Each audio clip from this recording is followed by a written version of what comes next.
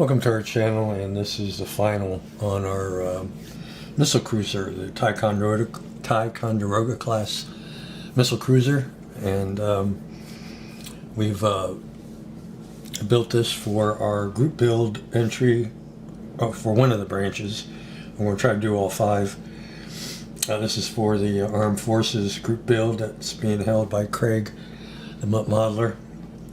You can go over to his channel, and if you want to join in, check out the requirements to enter the group build. But it sounded like a fun group build, and I know Craig has always supported my channel, I think from day one, so I wanted to get in on his group build.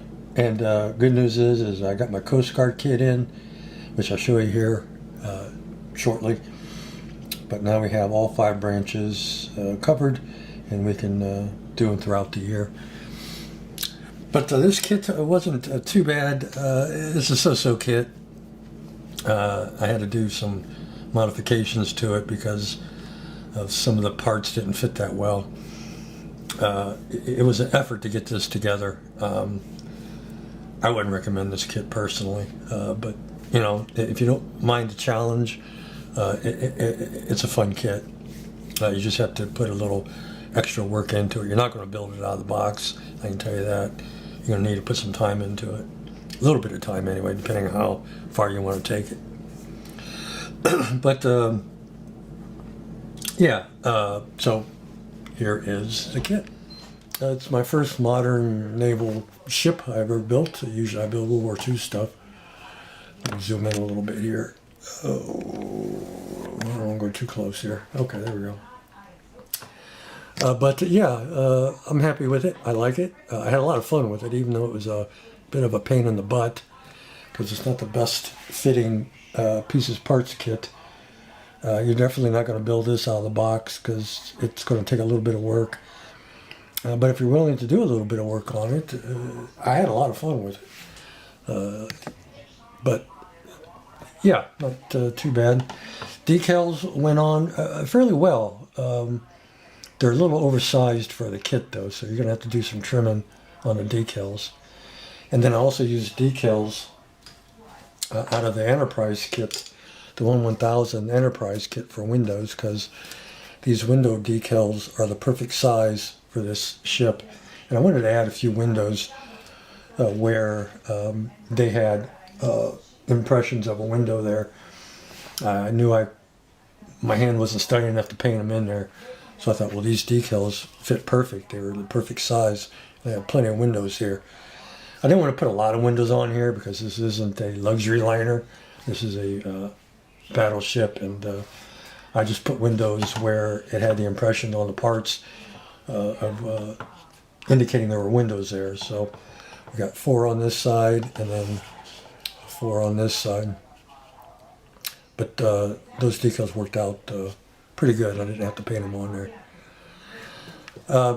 But other than that, the decals, other than being oversized, they went on pretty good. Really no issues. I used Solvaset for the ones that are, let me raise this up here, for the ones that were on the deck and for the helicopter pad to make sure they, laid flat against the deck, because there's some deck detailing I needed to go over, and they just hunkered right down on the deck detailing, and came out pretty good. So that's yeah, that's the decals. Not too bad at all. This center tower is the one I had a lot of issues with. It was really a poor fitting. It was in 2 halves, and it was really a bad fitting part. So I had to break out all of the supports here and put my own in. Not on the side, just on the front and back. And I used my own supports using really, really small rod. I only had 1 rod that size, and luckily it was enough to repair the tower and get it looking as it should. So that took me a couple days. That was definitely a test of patience, fixing that tower. But it's mostly a Model Master paint and craft acrylics. We use 2 colors. We use the Model Master light ghost gray, then the Model Master dark ghost gray. on the hull.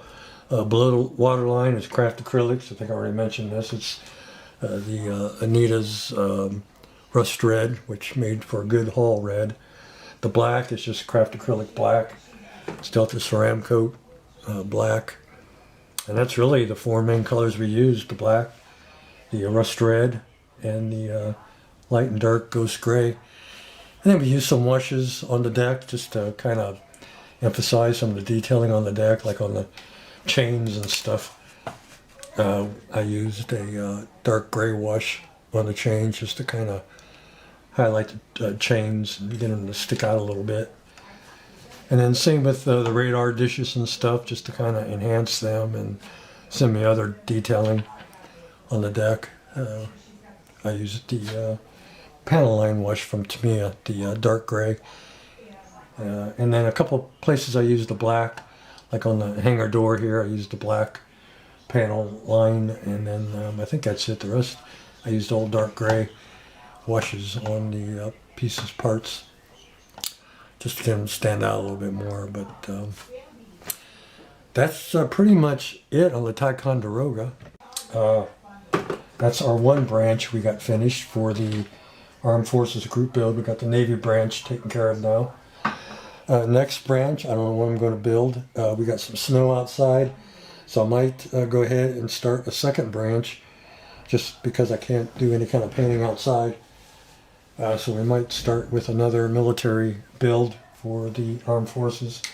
Knock two of them out anyway. But before we go any further, I got a couple stash kits I bought, a couple stash ads. And a thank you. I want to give a shout out to, well, a thank you, not really a shout out, just a thank you. And that thank you is to Clay over at Major Disappointment Models. Used to be Clay Chevy. He sent me this kit. Now, even though I bought one, he didn't know I bought one. He tried to get a hold of me, and unfortunately, he had my old email address, so I didn't know he got this. He got this when he got his, and he was trying to tell me don't buy the Cyclops kit because I have one coming for you. Anyway, Clay, thank you for our Cyclops, and you'll be seeing that this year for sure. And then I did pick up the 1000 Enterprise kit. Even though I have one, I picked this one up because this has the refit part in it. The kit I have doesn't have the secondary hull on it. It only has, what I have just has, you can only build it just the NX-01, and this comes with the refit. So I always wanted to get this kit for these parts to build one of each. So I just picked this one up fairly cheap actually. So we finally got the second one of these. And I like these 1000 kits. I think they're just the perfect size. And for their size, they have a lot of detail in them. They're really nice kits. So anyway, we picked that up. And then I finally got my Coast Guard kit. So now we have all 5 branches of the Coast Guard. And this one we'll be building for the Coast Guard. This is an old Revell kit from the 50s. It's the US CG Icebreaker Eastwind. And we'll be building that for our Coast Guard kit. Now this isn't the actual 1957 kit. This is a 90s release. This is back when Revell was doing what they call it, the SSP edition, where they basically brought back old kits, original form, original box art. So this is actually a 93 kit, I think, 93, 94. But originally this kit came out in 57, so we got our Coast Guard branch covered now, and we'll be building the US CG Eastwind, an icebreaker, and I think it'll be fun. Pretty cool kit. Probably won't be the best fitting kit, being it's a 57 tooling, but it don't matter. We'll still have fun with it. And that's it. That's what I just picked up, and should be all good. And there's a little Ticonderoga, And as I said, we got one branch down, and the next branch we'll work on is, I don't know, maybe we'll do the Army next. Or maybe the Marines. I don't know. We'll either do the Army or the Marines next and go from there. Something different. Alright guys, that is it. Take care, and we will see you in our next video.